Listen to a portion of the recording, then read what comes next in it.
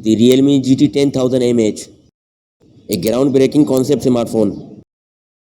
The device boasts a 10,000 mAh battery, setting a new benchmark in mobile power capacity.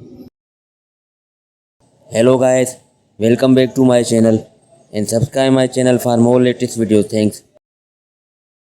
The packing transparent back panel prominently features the 10,000 mAh branding, emphasizing its battery first design.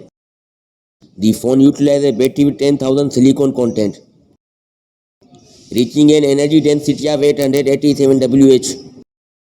The phone maintains a sleek profile and